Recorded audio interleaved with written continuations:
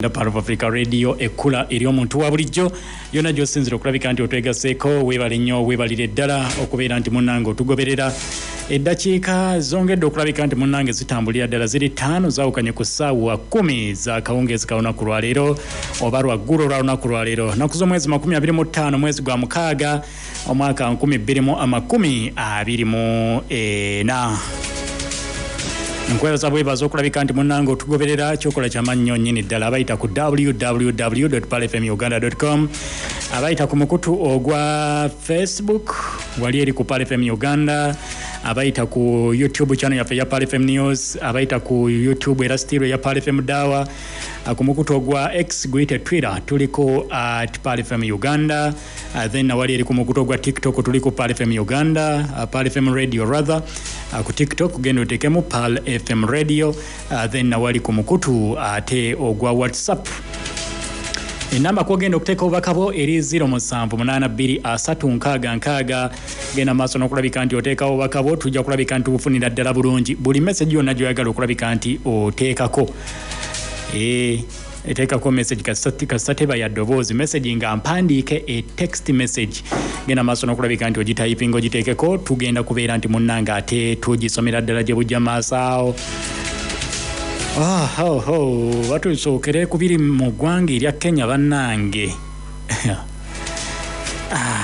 bannansi b'eggwanga erya Kenya balalamu mbadde ngoberera ebigenda maaso mu ggwanga erya Kenya nga ndaba abasirikale nabo mu ggwanga erya Kenya bakuba tiyagaasi atandise okulabika nti abasensera ate abeekalakasi be bawa abapoliisi amazzi banaabeko maaso nga tiyagaasi abali bubi kukwekalakaasa okwo okugenda maaso munda mu ggwanga erya Kenya nga bagamba emisolo mingi tetuyinza genda maaso nakulabika nti tubeera mu kifaanaganako bwe kityo jjukira nakugamba nti okwekalakaasa kuno akwagenda maaso n'okulabika nti kutandika gye buvuddeko kakati bakyongedde mulungu olunaku olwaleero nkomye okutegeera nga bali ku paalamenti ya ggwanga eya Kenya Parliament y'eggwanga erya Kenya abeekalakaasi bagenze maaso n'okulabika nti bagisalako that is Semazinga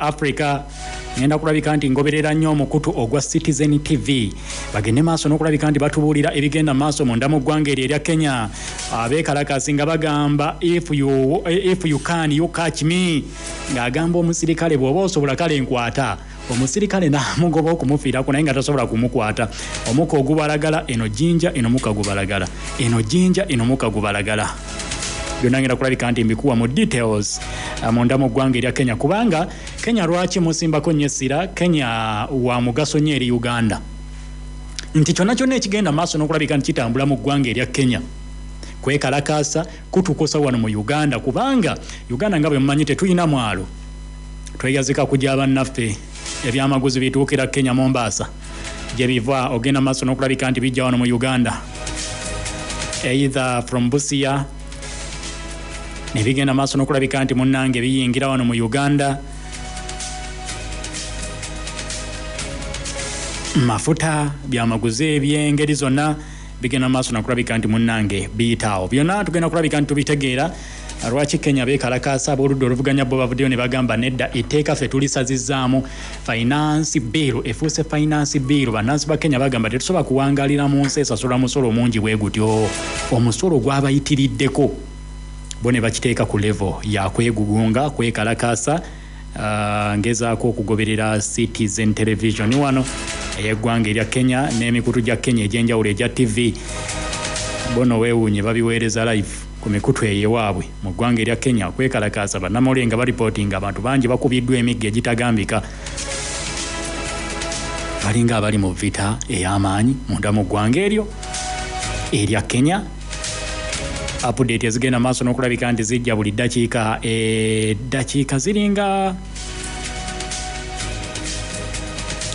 ziringa mukaaga emabega abeekalakaasi nga babuuza lwaki mugenda maaso n'okulabika nti mutukuba emiggo lwaki mutukuba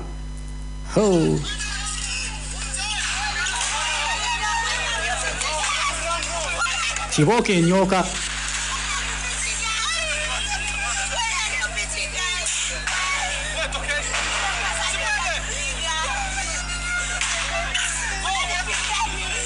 oyo omukazi ng'akaaba poliisi yamukubye emiggo.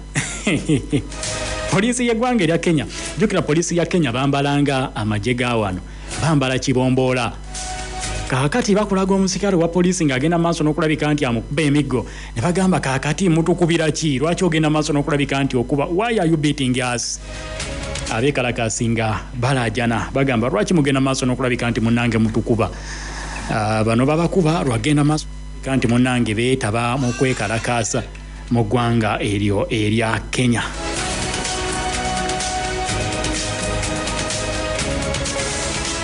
Munda mu palamenti y'eggwanga erya Kenya nkugambye nti abeekalakaasi bamaze ne bawaguza ne batuuka ku palamenti y'eggwanga eryo.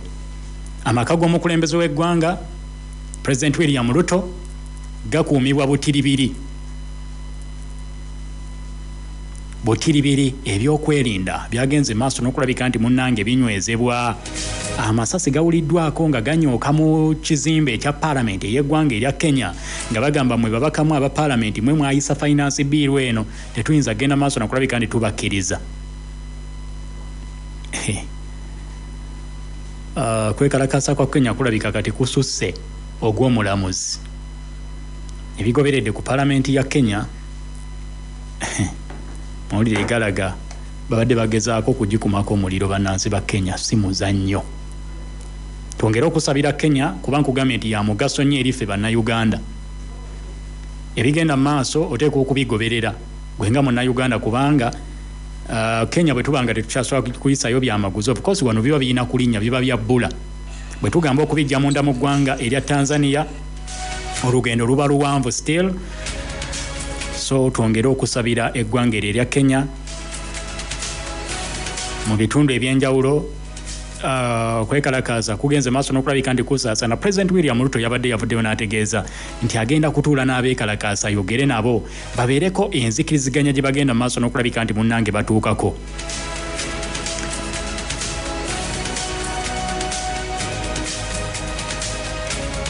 Era okusinziira ku mukulembeze w'eggwanga eryo erya Kenya President William Ruto yabaddeyo n'ategeeza nti etteeka lino eryagenda maaso n'okulabika nti liyisibwa erya 2024-2025 finance bill lyagenda maaso n'okulabika nti munnange liwagirwa ababaka 195 ku babaka 106 nga basatu obululu bwabwe bagenze maaso n'okulabika nti munnange babwonoona. Era we baamaliriza etteeka eryo ne ligenda maaso n'okulabika nti lisendingibwa oba lisindikibwa ewa president aliteekeko omukono. Kati bannansi b'eggwanga eryo ne bagamba nedda ffe emisolo mingi tetujja genda maaso n'okulabika nti munnange tugisasula. Abeekalakaasi wakati mu kwegugunga effujjo likoleddwa lingi nnyo nnyo nnyo nnyo mu ggwanga eryo. Amayinja obukebe obwa tiyagazi poliisi bwe bakasukira babugiddiza mu kwekalakaasa okw'amaanyi. Ngenda kuba nkuwa ebimu ku ebyo ebife Kenya awo naye ng'embeera eriyo si nnungi gwe kyoba omanya nti ekigenda maaso munda mu ggwanga erya Kenya ate olunaku olwaleero kyongedde okutabuka. Embeera eriyo si nnungi ya bunkenke obutagambika mu kibuga Nairobi n'ebibuga byonna ebyenjawulo okwetooloola Kenya. Abeekalakaasi tebannazikiza. Abaka ba palamenti ab'ekibiina ekya oba omukago gwa Azimio la Umoja bagenze maaso n'okulabika nti beeyunga ku beekalakaasi wabweru wa palamenti y'eggwanga erya Kenya wakati mu kuwagira ebigenda mu maaso ebyokwekalakaasa. Azimio la Umoja ababaka ba palamenti wabweru wa palamenti nga beegasse ku beekalakaasi munda mu ggwanga lino.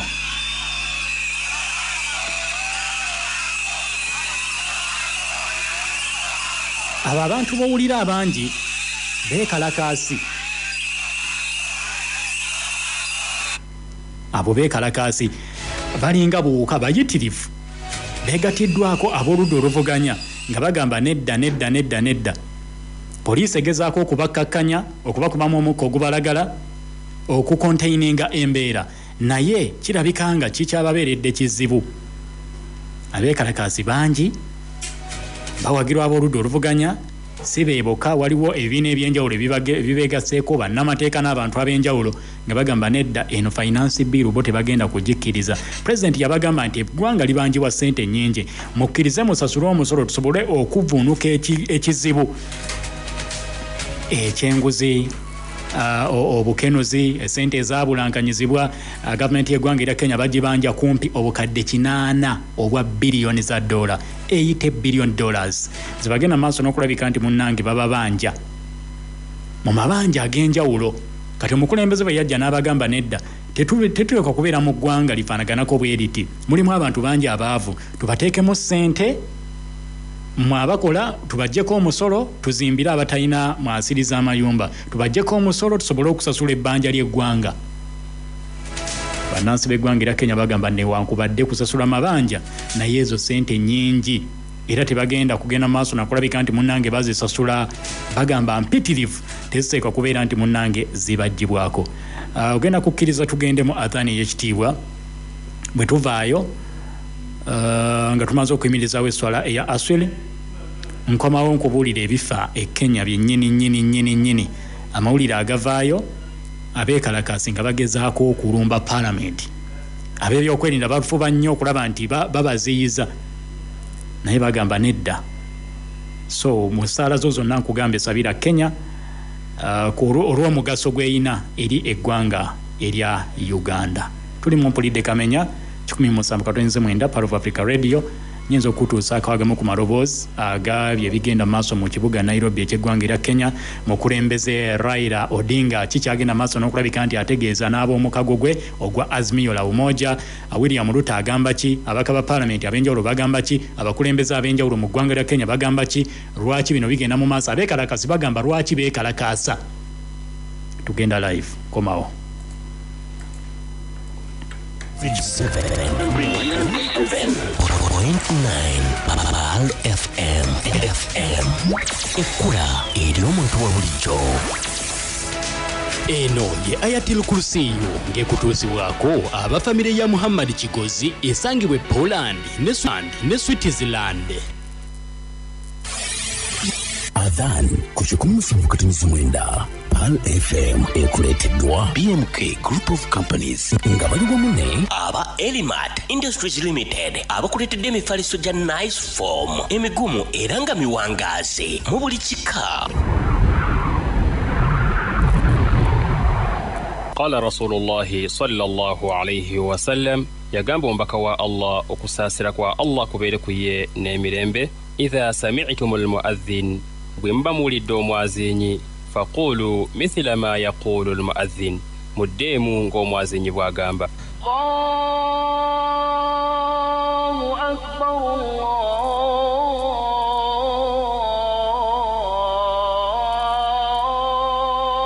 Allahu akbar Allahu akbar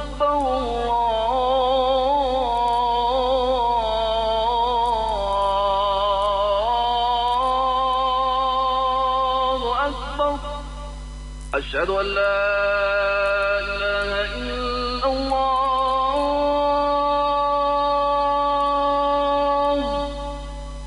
أشهد أن لا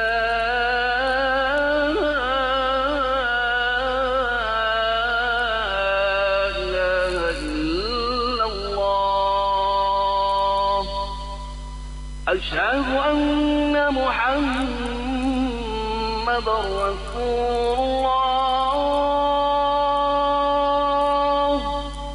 أشهد أن محمدا رسول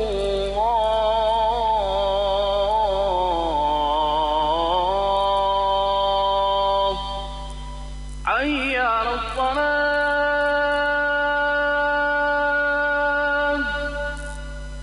حي على الصلاة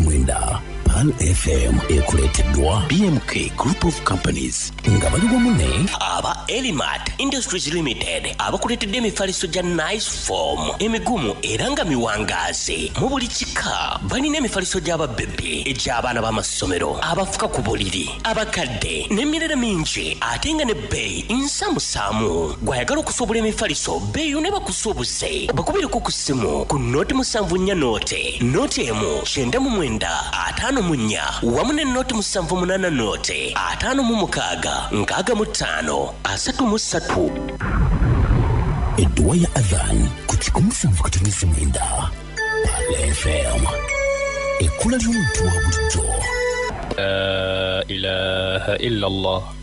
Allahumma salli ala Muhammad wa ala ali Muhammad kama sallaita ala Ibrahim wa ala ali Ibrahim wa barik Allahumma ala Muhammad wa ala ali Muhammad كما باركت على إبراهيم وعلى آل إبراهيم إنك حميد مجيد.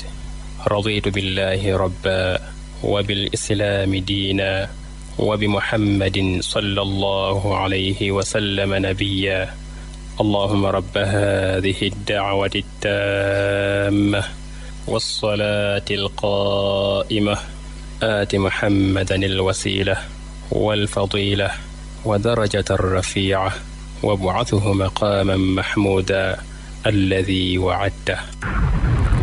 Edduwa ya Adhan ku 107.9 Pal FM ekkula ly'omuntu wa bulijjo. Eno ye aya y'essaawa eno ng'ekutuusibwako Fresh Mind International abakakasibwa Ministry ya Gender, Labour and Social Development okufunira bannayuganda emirimu emitala w'amayanja mu mawanga nga Dubai, Abu Dhabi ne Qatar. Alam ya'tikum naba'u alladhina min qablikum qawmi Nuhin wa 'Adin wa Thamud walladhina min ba'dihim la ya'lamuhum illa Allah. جاءتهم رسلهم بالبينات فردوا أيديهم في أفواههم وقالوا إنا كفرنا بما أرسلتم به وإنا لفي شك مما تدعوننا إليه مريب. Eyo yebadde aya y'essaawa eno ng'ekutuusibwako Fresh Mind International abakakasibwa Ministry ya Gender, Labour and Social Development okufunira bannayuganda emirimu emitala w'amayanja bakubireko ku 0704 23 16 65. 107.9 Pal FM ekkula ery'omuntu wa bulijjo. Mpulidde kamenya n'amawulire amasu okuwuliziganya okuteesa n'emirimu egy'enjawulo buli lunaku okuva ku ssaawa 10 okutuuka ku ssaawa 11. Mpulidde kamenya wano ku 107.9 Pal FM ekkula ly'omuntu wa bulijjo.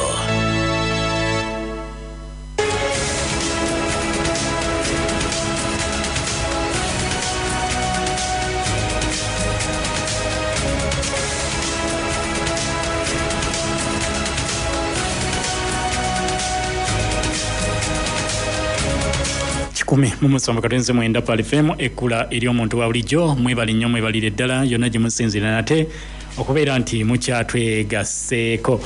Eddakiika ziweze 25 zimaze okwegana ssaawa 10 za kawungezi ka lunaku lwa leero era bwe kirine ku muliraano mu ggwanga erya Kenya naye okwekalakaasako kunyeenyeetidde nga bwe nkugambye nti Mombasa bitukwatako nnyo eyo nayo ebiriyo si birungi abekalakasi banja bagenze maaso n'okulabika nti bakwatibwa ab'ebyokwerinda wakati mu kwegugunga n'okwekalakasa okugenda maaso munda mu ggwanga eryo erya Kenya.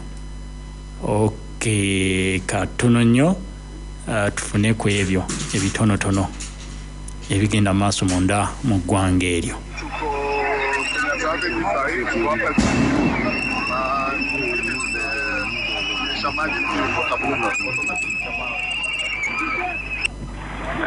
Airport nini expressway no goes on kumefungana, expressway kumefungana kabisa. Bannamagye mu ngoye za bulijjo, abaserikale mu ngoye za bulijjo nga bagenda maaso n'okukwata abeekalakaasa omukwomu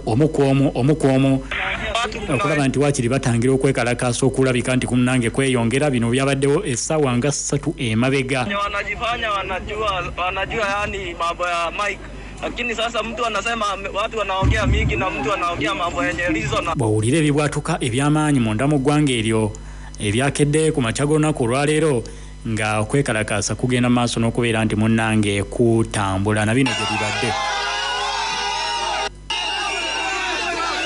Abo bavubuka nga batambula tebalina jinja, tebalina ki okujjako bendera z'eggwanga erya Kenya nga nabo bagamba ate tugenda kukkiriza ku luguudo lwa Nakuru Naivasha highway kwe badde batambulira oluseregende lw'abavubuka abayitirivu ddala nga tebalina jinja, tebalina ki nga bwe nkugambye, wabula baleekaanira waggulu bagamba nti nabo bali part of okwegugunga.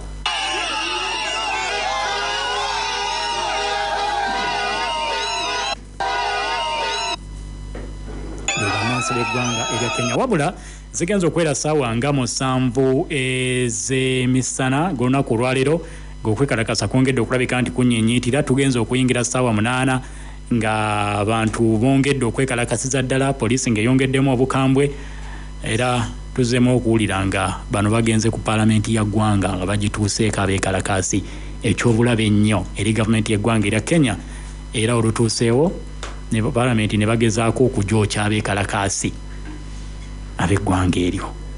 Na bino tunakubali, tunakataa. Congress power. Congress power. Nikojaza siwezi karana. Ole hae.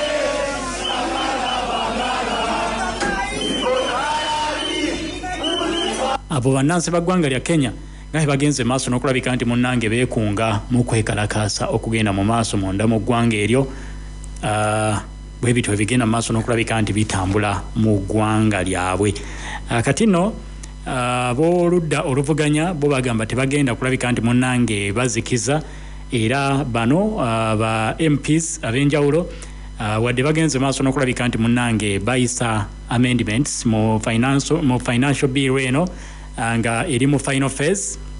Abantu bagamba nno tetugenda kulabika nti munnange kino tukikkiriza oba tukigumiikiriza.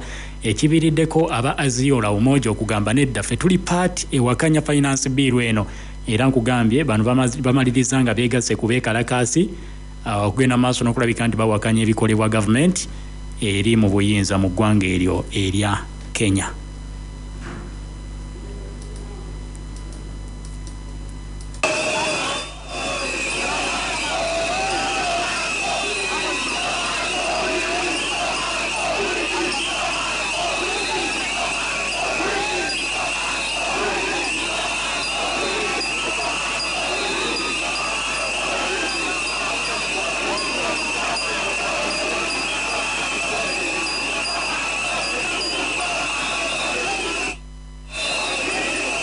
Abo bawulira be bannansi b'eggwanga eryo erya Kenya.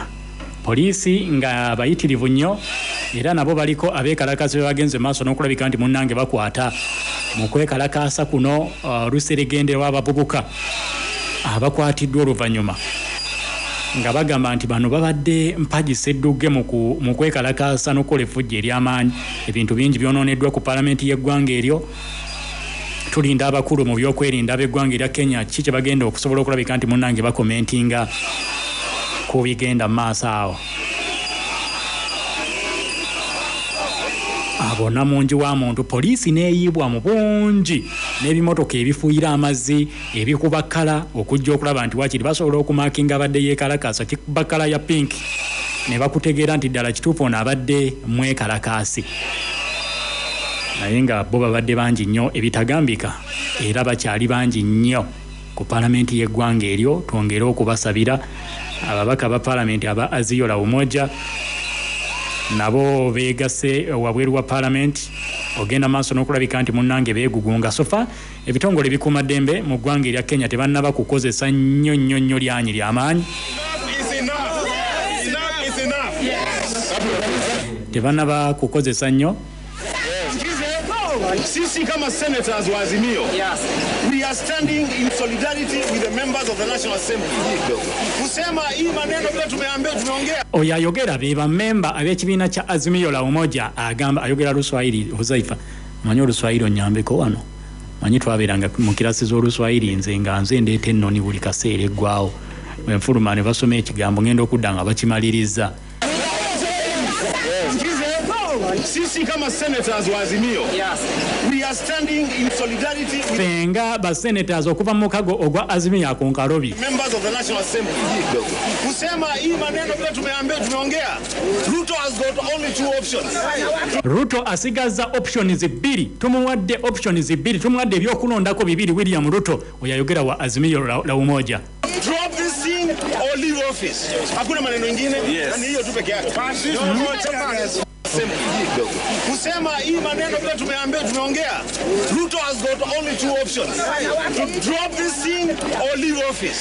Ruto tumuwadde ebyokulondako bibiri. Alondeko oba asuula finance bill eno ekintu kino akyesonyiwa akiveemu oba ave mu ofisi y'obukulembeze.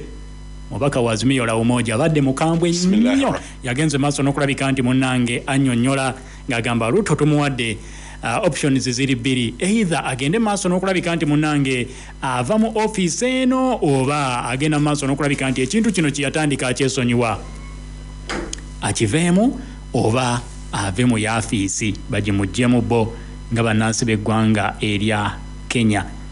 Bagenze maaso n'okulabika nti munnange bategeeza bannansi b'eggwanga eryo n'abakulembeze ba. Hakuna maneno mengine.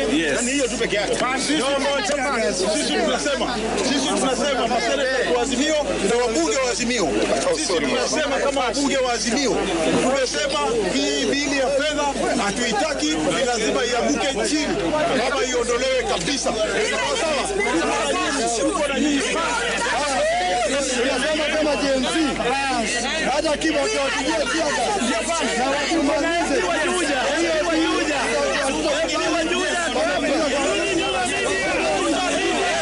Abo ba Azimio la Umoja nga bali wamu n'abeekalakaasi bamugambye ekintu kino akiveemu oba si kyo office y'obukulembeze agyesonyiwe kubanga bano bagamba nti eggwanga limulemye President William Ruto tebagenda kumukkiriza kugenda maaso na finance bill eno.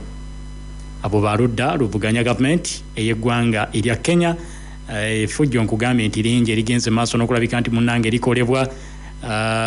Wabaddewo okubwatuka kw'amasasi wabweru wa paalamenti abantu abawerako okusinziira ku mikulu egy'amawulire egy'eggwanga erya Kenya kigambibwa nti bakubiddwa amasasi agabasse wakati mu ffujjo eribadde likolebwa oba okwekalakaasa okugenda mu maaso.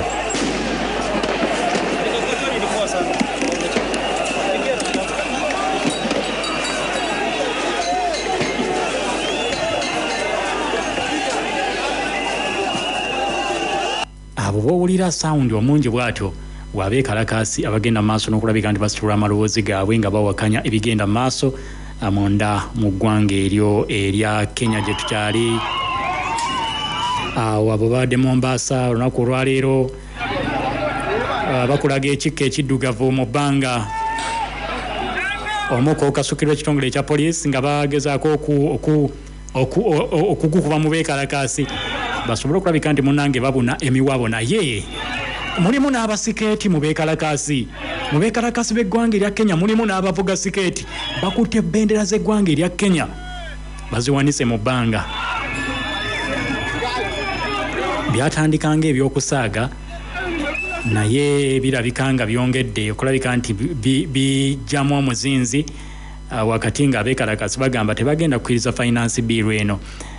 Wiiki ewedde waliwo okwekalakaasa okw'amaanyi gavumenti yavuddeyo nkugambye yakkiriza okutuula n'abaana abeekalakaasi babeeko ne bye bagenda maaso n'okubeera nti munnange bakkaanyaako kakati bino byowulira bye bigenda mu maaso ku paalamenti y'eggwanga eryo abeekalakaasi we bagumbye akadde kano uliriza.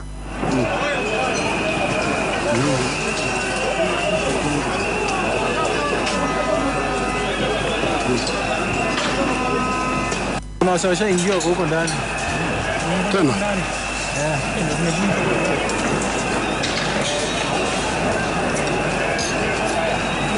Jokera Kenya ensi ebaddemu okwekalakasa kubadde kungi, enfunda nnyingi era ng'okwekalakasa okwasembayo okubeera okw'amaanyi ennyo kwaliwo oluvannyuma lw'akalulu k'omwaka gwali gwa 2007.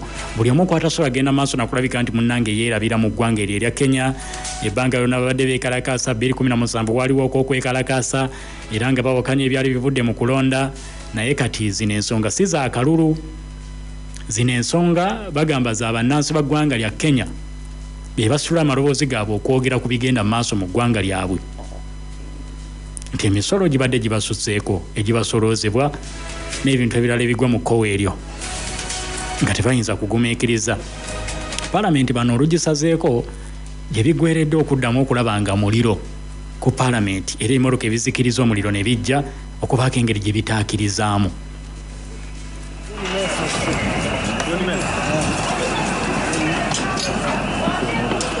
Poliisi neeyibwa mu bungi okusobola okukuuma olukiiko olukulu olw'eggwanga n'ebitongole ebikuumaddembe ebirala. Abeekalakaasi sofa nga bakyali wabweru wa paalamenti, waliwo abaawaguza ne bayingira munda. That is Kenya. Yakusabira nnyo ku bigenda maaso saidi awo, tetumanyi gye kigenda kuggwera kino ekiri mu ggwanga eryo erya Kenya. N'akadde kano embeera tenadda mu nteeko.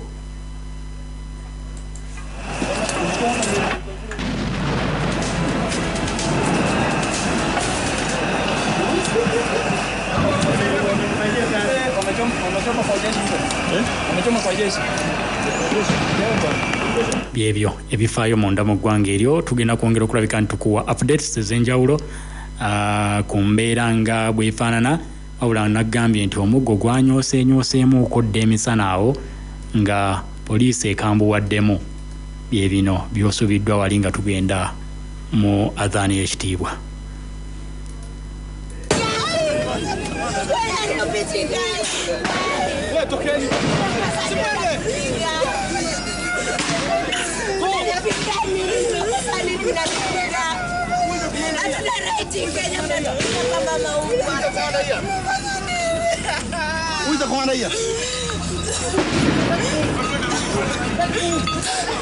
Yebadde kibooka enyoose ku bakyala munda mu ggwanga erya Kenya.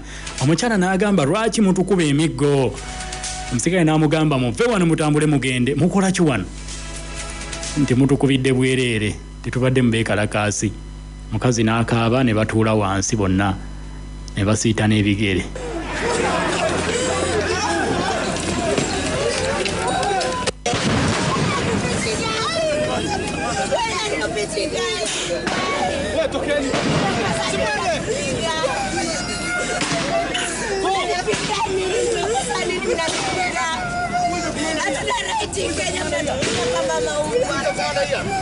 Abo babadde wabweru wa paalamenti, poliisi weebasanze ne babuuza mukola ki wano.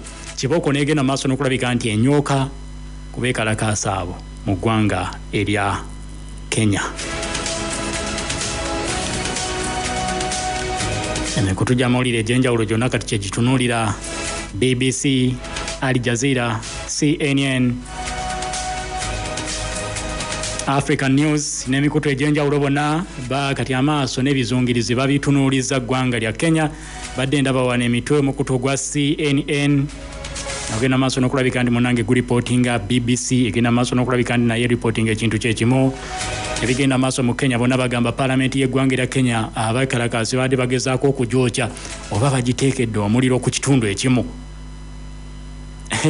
Okwekalakaasa nno kuba kugenza ate ku mutendera oguddako ggwanga lya Kenya.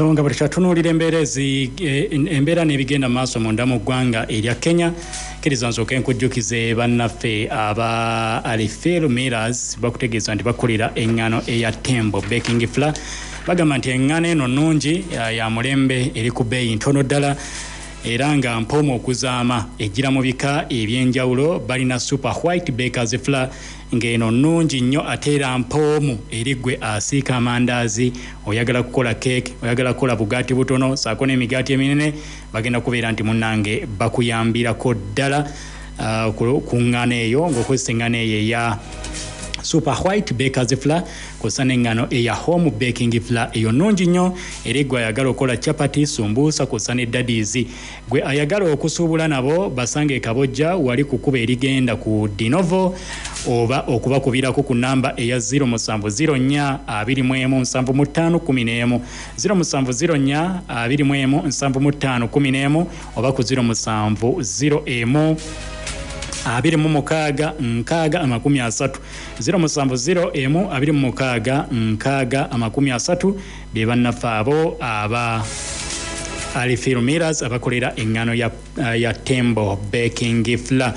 Ajjukira njagala okujjukiza Faiha High School twalayo omwana asome balina ne Faiha Primary School amasomero gombi ago gali wagaze bulungi environment nnungi gali ku musingi gwa busiramu naye nga n'ab'enzikiriza endala bakkirizibwa okusomerayo nabwe kito twalayo omwana wo abangulwe. Kumanya ebisingawo ku masomero gano oyagala kutwala mwana wa asomesebwe ne A-level arts ne sciences bakubire ku 0702-916-1943 0702-916-1943 oba ogende wali ku masomero kukuba erigenda mu Kiteezi bw'otuuka mu trading center eyawo Empererwe ku 5 kwata ku luguudo olugenda e Nammero oba mu Kiteezi ojja kuvugako akatemerero katono nnyo ojja kulaba ekipande kya Faiha High School bw'onootunula waggulu ojja kulaba ebizimbe k'okumya amaaso obeere nti otwalayo omwana wo ate abangulwe bulungi nnyo nnyini ddala.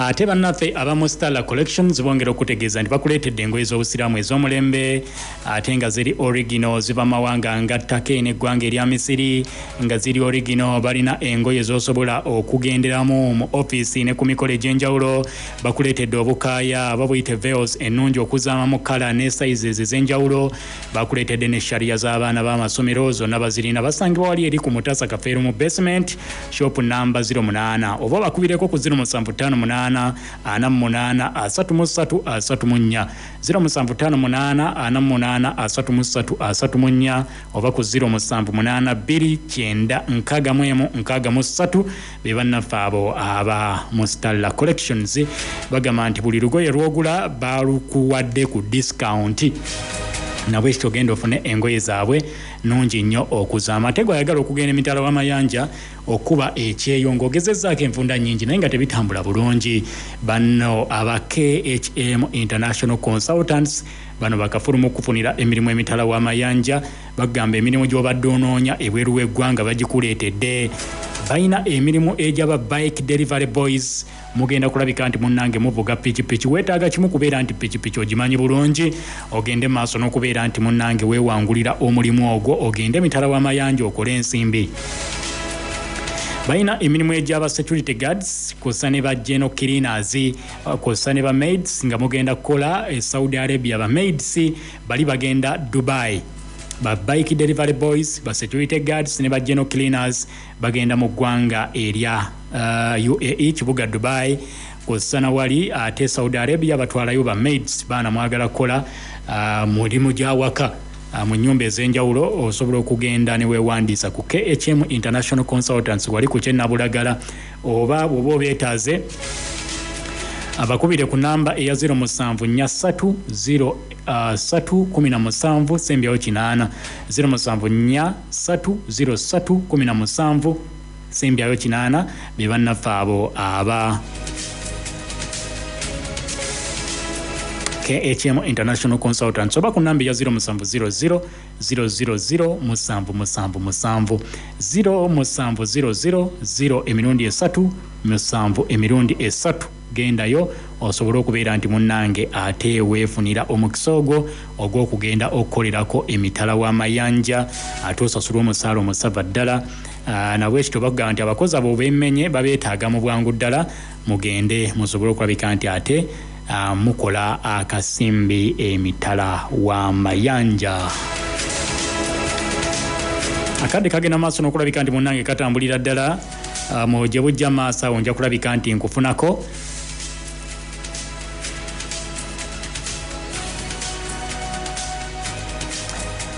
Ngenda kulabika nti nkufunako gye bujja maaso awo mpe ku mawulire agafa mu kitundu kyo. Kyagoberera wano bigenda maaso ku muliraano ku baganda baffe ab'eggwanga erya Kenya. Tujagenda maaso n'okulabika nti tukuwa kasavu kanyama obeeko n'ebyotegeera otambulire wamu n'okumanya kubanga nkugambye nti Kenya ebigwayo bitukwatako butereevu tewaba kwebuzaabuza mbu ate ebife Kenya tebibakwatako mu abali ye Uganda bitukwatako butereevu. Uganda tuli mu kulwanyisa nguzi na bulyake. Akakiiko akalwanyisa enguzi mu maka g'omukulembeze w'eggwanga aka State House Anti-Corruption Unity nga kali wamu n'ekitongole ekya poliisi ekinoonyereza ku buzzi bw'emisango ki CID kivuddeyo ne kikwata omukwanaganya w'ebibiina eby'obwegassi mu Ministry y'ebyobusuubuzi amakolero saako n'obwegassi amanyiddwa nga Leonard Kavundira ono asimbiddwa mu mbuga z'amateeka ku bigambibwa nti yagenda maaso n'okubulankanya obuwumbi bw'ensimbi 3 mu obukadde 400 ng'ensimbi zino zaali zagenda maaso n'okulabika nti munnange zimuweebwa okuliyirira abantu abo bonna oba ebitongole eby'enjawulo ebyakosebwa mu lutalo byonna ebyakosebwa mu lutalo. Kaakati ensimbi ezo teyasobola kulabika nti azibawa. Ebibiina ebyo byegattira abantu beegattira mu kibiina Kibuyaka Growers Cooperative Society nga akasimbi tebaakafuna era ono asindikiddwa ku alimanda okutuusa ng'ennaku z'omwezi 9 omwezi ogujja agende maaso n'okulabika nti aweera ennemba. N'agamba nti kati wano wetuli buli muli wanguzi buli amanyi nti olina 10 kye walya wandibadde oyiiya engeri gy'ogenda okusasulamu. Tusabe bwe baba nga bavunaaniddwa ne basangibwa nga ddala kituufu ensimbi baziwuluttanya bagende maaso n'okulabika nti bazizza. Tigundi wazimba ekizimbe egindi nti ekituwe gavumenti ekitundezze mu kitabu ky'ensimbi tuzibe ebinnya mu nguudo. Muntu n'alya akawumbi kalamba, muntu n'alya miliyoni meka omuntu omwo ate n'agenda mu kooti ate n'agira ati bwe basanga nga yalya ddala kituufu nga yali akula ssente y'omusolo amawanga agakula bwe gabeera. Nti n'omanya nti amawanga nga Japan, ga China, ga South Korea, ga North Korea gaani bagamba nti abakulembeze bafugisa mukono gwa kyuma but kukikwatagana n'obulyake enguzi bayina amateeka agabafuga nti bw'okwata mu kitabu ky'eggwanga bakola kino bw'okwata mu kitabu ky'eggwanga ofiirwa kino. Naffe Uganda tukitandike kubanga oluyimba lw'enguzi tulwogeddeko tulukooye kati nga President Museveni n'akakiiko akalwanyisa obuli bw'enguzi mu maka g'obukulembeze bw'eggwanga ne Paalamenti awamu n'ebitongole ebiramuzi babanga bazuuliddwa nga kituufu baalya ssente kuba muze baalya mulimu ezange nze mpa omusolo ne bwe ŋŋenda n'engula kindaazi ku dduuka mba mpadde omusolo ne bwe ŋŋenda n'engula mazzi ku dduuka mba mpadde omusolo. Kati obulumi tubugabana ffenna oba mukulembeze wa ggwanga okubaawo omusolo oba mubaka wa Paalamenti ng'alina omusolo gwawa obaani omuntu aba alidde ssente zaffe ng'eggwanga avunaanibwe. Oyo tetulina we tugenda kumusiigirako kazigo. Nedda. Ebyo oliwo teri kiruma sasula musolo. Omuntu n'ayita mu nguudo ez'omuggosa ebinnya nga omukyala agenda kuzaala n'alwa mu jjaamu essaawa 2. Lwaki? Mbu waliwo oluguudo lulimu ebinnya bingi kati emmotoka zisooba tezaagala kugwa mu binnya oba zibalaamiriza. Waliwo ekinnya ekiri enguudo ezirimu agannya aganene agawomogose nti kiki nti bali baalya ssente z'omwoyo w'omusolo. Awo tuveewo program mpulidde Kamenya 107.9 Part of Africa Radio. Bwe bakusanga mpozi nga bakuwaayiriza awo it's okay. Naye basanga nti n'obujulizi babuleese nga gavumenti ebuguddeko bweti. President Museveni yagamba osobola okubikola byonna nga akutunuulidde bwati. Naye kasitaafu n'obukakafu nti walidde enguzi. Ate nga nkakasa ku mulundi guno ali serious. Wamasi kyekyo aba NRM yatugamba wala ekisanja kye yatusuubiza kisanja akuna muchezo. Kakati we gubanga guno yakuna muchezo. President Museveni toddiriza n'ebitongole ebyenjawulo ebirwanyisa enguzi awo wemukutte temuddiriza. Osanga kinaawo ekifaananyi erifa abato abali eno nti enguzi kibi obulyake kibi baba bakuwadde ssente nti zakola kino zikole ekyo ogumire omusaala ogukuweebwa. Awo eggwanga litambule. No matter oba ova mu kibiina ki oba oli wa opposition oba oli wa government oba owagira President Museveni bonna kasaba abazuula nga obukakafu buleeteddwa awo Munnayuganda agenda kusagambiza awo tugenda mu 2026 ng'ekyo kikoleddwa nkakasa awo ebintu bijja babitambula bulungi n'ababaka ba paalamenti be biteesebwe nga n'amateeka gabagibwa nti munnaffe bw'aba alidde enguzi nga mubaka akolebweko kino bintu bitambule. Kula lya muntu wa bulijjo 0759107900 ne ku 078236 Part of Africa Radio. Salasatul ashara. Assalamu alaikum wa rahmatullahi wa barakatuh. Wa alaikum salam wa rahmatullahi wa barakatuh. Ndawo kyange kimpe. Mbadde nkwata wano mu kikapu. Nenzijukira nti ate nva kubigaba kyengera. Bimazeemu kati ngenda kwongerawo obwongezi. Amanya akakoza Haruna ku Salama Road ewakulekana. Tulina omugabe ani? Matovu Hudu Mnachaddondo. Matovu Hudu Mnachaddondo. Sanso kuulizaako mukadde wange. Nange bwe ntyo. President Museveni w'ekitiibwa yalwawo nnyo. Singa enkola yagikolerawo nga yakatandika. Oba emabegako wali. Singa tewakyali bukeneezi mu ggwanga. Nkugambye. Omuntu ne bamukwata ne batunda ebibye ne babizza mu kitabu ky'eggwanga. Tubonaabona abasajja babbye ssente ziri mu mayumba zijjudde ebumbira bumbi. Ne basanga omukazi ng'alina akawumbi kalamba mu nnyumba. Atunda ki? Atunda mmotoka? Atunda mataka? Assalamu alaikum wa alaikum salam wa rahmatullahi wa barakatuh. Pale FM. Assalamu alaikum wa rahmatullahi wa barakatuh. Wa alaikum salam wa rahmatullahi wa barakatuh. Amanya Muhammad Waswa ngansizi dembo yaki na wataga. Ye Muhammad Waswa.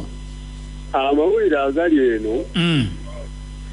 Ennaku zino kati tugenda mu kibiri abamaje basalako mitale wansi wonna ne bateekawo emisanvu gyamutava kukuba okuva ku majja. Buzibu ki? Tetulina kye tumanyi bagamba simanyi balina kye bateekenga akapande kaliko military police nti tetulitegeera tuli awo naye nga tugenda mu kibiri kati. Mugumiikirize bakole omulimu gwabwe ab'ebyokwerinda. Esebu. Tugumiikirizeemu okwo. Osanga banatunyonnyola. Okay, Muhammad walakira bali kuwuliriza ekkulu eri omuntu wa bulijjo Part of Africa Radio. Wangi? Oweekitiibwa. Wangi sebo? Oweekitiibwa. Wangi sebo balowooza eggwanga. Naawe okuwuliriza. Nze Maswabi azidi mbeera wano mpatta. Ye Maswabi. Ekyamazima pulezidenti olumu yatumalamu amaanyi. Ate lwaki? Bantu bakwatibwa mu sikando z'enguzi ate abamu n'abongera bwongezi bifo. Singa abantu bwe batuwe bakwatibwa obateekebwako omukono gw'ekyuma ebintu ebyo bye bafunye ekituufu ne bitundibwa sene ne ziddawo ne zigasa bannayuganda. Era abantu abo ne batimbibwa mu buli ofiisi ey'eggwanga nga takyalina wantu wonna wonna basobola kugenda kusaba mulimu. Taddamu kufuna ofiisi yonna. Wagenda wonna wonna naddala ya gavumenti okusaba omulimu gwonna. Awo bajja kuyiga. Kale munnange. Webale kuwuliriza ekkulu eri omuntu wa bulijjo 107.9 Pale FM. Pale FM. Wangi? Ono Joseph wano Kibuli. Joseph Ekibuli. Webale kuweereza. Naawe okuwuliriza Joseph. Ndi bulungi eno amawulire agali ekibuli Joseph kale kansoke tasire baganda baffe Kenya kitukwata nnyo ng'abalala kituufu nolwekyo wangi Joseph webale kuweereza kale naawe okuwuliriza ekkula ery'omuntu wa bulijjo Joseph ku kkula ery'omuntu wa bulijjo 17 gw'osembyeyo Pal FM. Hello. Wangi Assalamu alaikum wa rahmatullahi wa barakatuh. Wa alaikum assalam wa rahmatullahi wa barakatuh. Alhamdulillah. Naawe okuwuliriza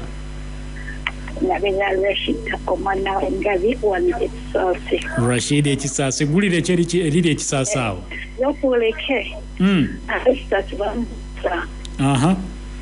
nti nabya pale bajja twakubirabo ekisaasi awo nje mukyamba kubirabo bana ab'ekisaasi bakuumira amatu ku radio Pal bagamba sheda tuzedomoze kwa Pal batabase kubirabo ndero patintoza katidi mulimwe insha Allah tujja kujja tubawe kubirabo abantu b'ekisaasi awo tugende maaso n'okulabika tujaguliza wamu emyaka 13 gw'osembeddeyo ddala Pal FM.